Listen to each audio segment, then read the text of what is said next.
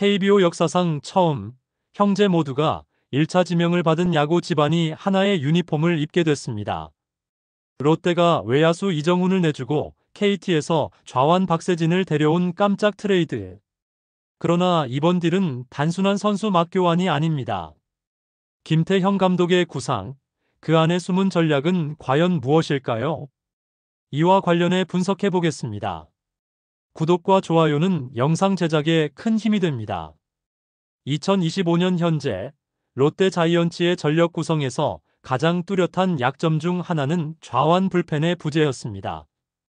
김진욱이라는 재능 있는 자원이 있었지만 기복 있는 투구 내용과 부상 이력 탓에 시즌 내내 불안 요소로 작용했고, 기존 좌완 자원들 또한 1군에서 꾸준히 기회를 받지 못하거나 임팩트를 남기지 못한 상황이었습니다. 특히 김태형 감독 체제 하에서 롯데는 불펜의 안정화를 가장 핵심 과제로 삼아왔습니다. 정현수, 정철원, 김상수 등의 필승조는 나름대로 자기 역할을 수행하고 있었지만 좌타자를 막을 수 있는 전담 불펜 카드가 없다는 것은 팀 운영에 있어 뼈아픈 빈틈이었죠. 좌우 밸런스가 무너진 불펜은 경기 후반 승부처에서 감독의 선택지를 극도로 제한시켜버리는 문제를 야기합니다. 실제로 롯데는 올 시즌 중반 이후 좌타자의 유독 약한 모습을 보이며 뼈아픈 역전패를 자주 경험했습니다. 이런 맥락에서 6월 2일 단행된 박세진 영입은 단순한 뎁스 추가가 아니라 전력 재정비의 첫 단추에 해당하는 트레이드였습니다. 물론 박세진은 KT 소속 시절 성적만 놓고 보면 그리 매력적인 선수는 아닙니다. 1군 통산 42경기, 1승 10패, 평균 자책점 7.99라는 기록은 명백한 실패의 지명처럼 보일 수도 있습니다. 그러나 김태형 감독은 숫자보다 가능성을 본 것이죠. 박세진은 2025년 퓨처스 리그에서 22경기 1승 1패 2세이브 4홀드 평균 자책점 3.04로 나쁘지 않은 성적을 기록 중입니다. 더 눈여겨볼 점은 그의 구속이 140km 중반으로 회복되었고 좌타자 상대 슬라이더 구사 능력이 개선됐다는 것입니다. 경기 후반 좌타자를 한두 타자 상대할 전담 카드가 절실했던 롯데에게는 제격인 조건이죠. 여기서 핵심은 이정훈이라는 교타형 외야수를 내주고 박세진을 데려왔다는 결단입니다.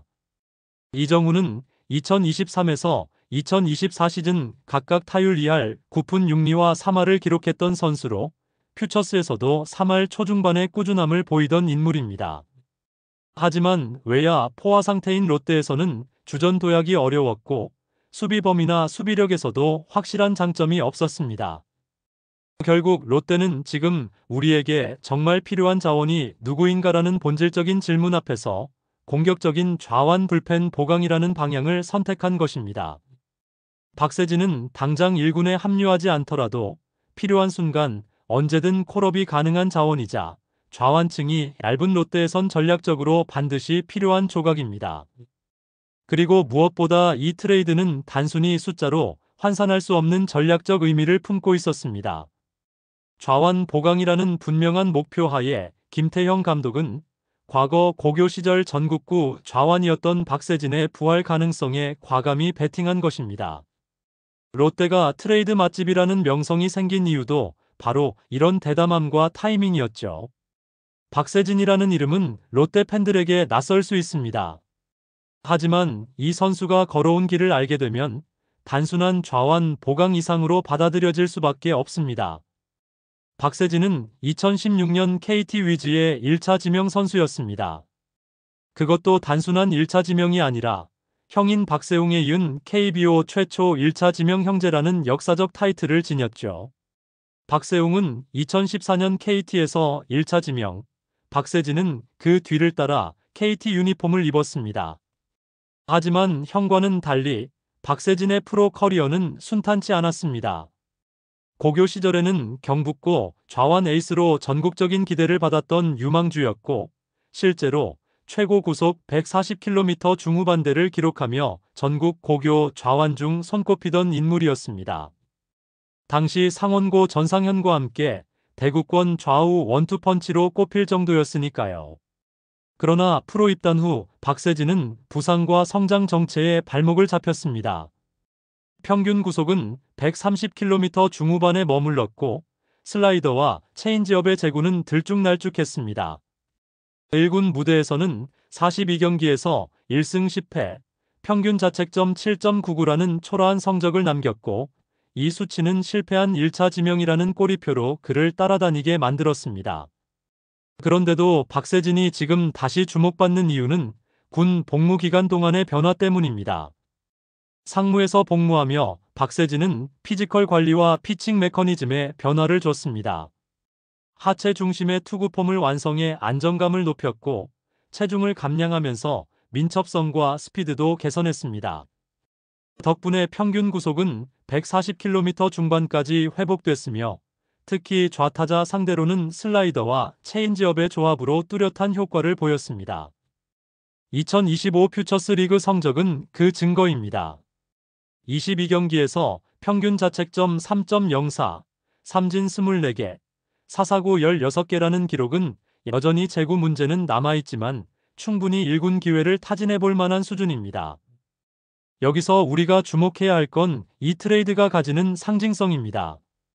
박세진은 롯데의 에이스 박세웅의 친동생입니다. 다시 말해 형과 동생이 같은 팀 유니폼을 입게 된 것입니다. 그것도 두 형제가 모두 각자 다른 팀에서 1차 지명을 받고 트레이드로 한 팀에서 제외한 첫 사례입니다. 이는 KBO 역사에서도 손에 꼽히는 드문 일이죠. 롯데 입장에서도 이는 감성적인 요소 이상으로 팀 문화에 긍정적인 효과를 줄 수 있습니다. 박세웅은 이미 롯데에서 선발 에이스로 후배들을 이끄는 리더 역할을 맡고 있습니다. 그의 존재는 동생 박세진에게도 정신적 버팀목이 될 수 있고 형제 사이의 특별한 유대감은 경기 외적인 부분에서도 동기부여가 될 수 있습니다. 무엇보다도 김태형 감독이 이 트레이드를 단행한 타이밍에 주목할 필요가 있습니다. 롯데는 5월 말 기준으로 여전히 5할 승률을 전후한 성적을 기록 중이며 하위권과 상위권을 오가는 미묘한 위치에 놓여 있었습니다. 이 시점에서의 트레이드는 단순한 뎁스 보강이 아닌 리빌딩의 방향성을 확정짓는 의도적 선택입니다. 즉, 박세진이라는 카드에 거는 기대는 단순히 성적 회복에 그치지 않습니다. 실패한 1차 지명생이 형이 활약하는 팀에서 부활의 날갯짓을 시작한다는 서사는 팬들에게 강한 몰입과 응원의 계기를 제공합니다. 동시에 선수 본인에게도 마지막 기회일 수 있다는 점에서 동기부여가 극대화될 수 있는 구조이죠. 김태형 감독의 야구는 명확합니다. 실적 중심, 역할 분명, 경쟁 유도. 이 철학은 두산 시절부터 이어져 온 그의 운영 방식의 핵심이며 롯데에서도 예외는 없습니다. 이번 박세진 영입 역시 그 철학의 연장선상에 있는 결정입니다. 표면적으로는 단순한 좌완 불펜 보강처럼 보일 수 있지만 실은 롯데가 단기 성과와 장기 전력을 모두 고려한 전력 재정비 수였다는 데서 깊은 의미를 지닙니다. 김태형 감독은 팀 내 확실한 좌완 카드의 부재를 시즌 내내 체감해왔습니다. 김진욱은 기량은 좋지만 기복이 심하고 기존 불펜 자원들은 우완 중심이었습니다. 경기 후반 상대 좌타자를 상대로 나설 수 있는 전담 좌완 투수의 필요성은 절박한 수준이었죠.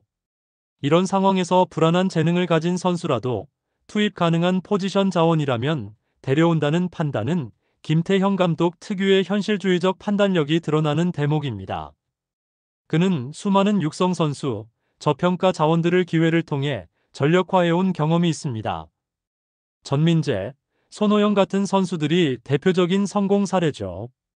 이러한 시선은 박세진에게도 동일하게 적용됩니다. 지금 완성형은 아니지만 확실한 목적과 역할이 존재하는 카드라는 점에서 트레이드를 통해 얻을 수 있는 실질적 효과가 분명하다는 것이죠. 특히 주목해야 할 부분은 경쟁이 만들어내는 팀 내 에너지입니다. 김태형 감독은 특정 선수에게 무한한 기회를 부여하지 않습니다. 시즌 초 활약했던 선수도 몇 경기 부진하면 바로 말소 대상입니다. 이런 기조는 좌완 불펜진 경쟁에도 그대로 적용됩니다. 즉, 박세진은 지금 당장 1군 자리는 아니더라도 퓨처스에서 경쟁력을 보여주면 언제든지 콜업될 수 있고, 반대로 기대 이하라면 곧바로 다시 내려갈 수 있는 기회의 순환 구조 안에 들어가게 됩니다. 이러한 시스템은 팀 전체의 긴장감을 유지시켜주는 동시에 선수들에게 실질적인 동기부여를 제공합니다. 박세진에게 이번 롯데행은 단순한 유니폼 교체가 아닌 야구 인생의 리셋 버튼입니다.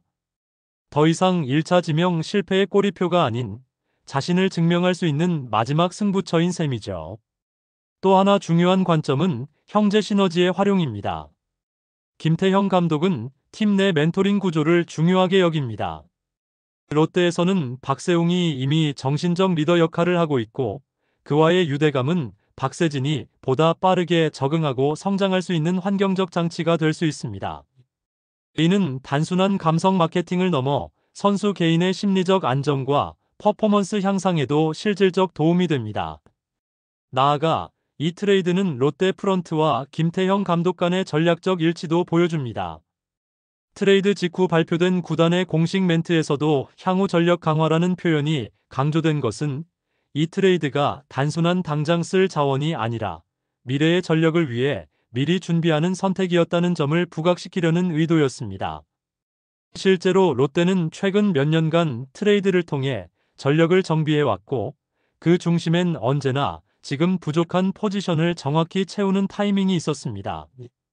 박세진이라는 이름이 아직은 낯설지 몰라도 김태형 감독은 이 선수가 가진 잠재력과 현재의 팀 상황이 완벽하게 맞아떨어진다고 판단한 것입니다. 결국 이번 영입은 단순히 좌완 불펜의 보강을 넘어서 팀 내부의 경쟁 구조 강화, 포지션별 균형 맞춤, 그리고 심리적 안정까지 고려한 복합 전략의 산물이었습니다. 박세진 영입은 단순한 트레이드가 아닙니다. 이는 김태형 감독이 주도하는 롯데의 미래 설계, 그 핵심 조각 중 하나입니다. 좌완 불펜 강화를 위한 실질적 전력 수혈이자 형제 유니폼이라는 역사적 상징까지 겸비한 이번 선택. 과연 박세진은 실패한 1차 지명생이 아닌 부활의 아이콘이 될 수 있을까요? 이제 그 답은 마운드 위에서 드러날 것입니다. 여러분은 어떻게 생각하시나요? 구독과 좋아요 꼭 부탁드립니다. 시청해주셔서 감사합니다.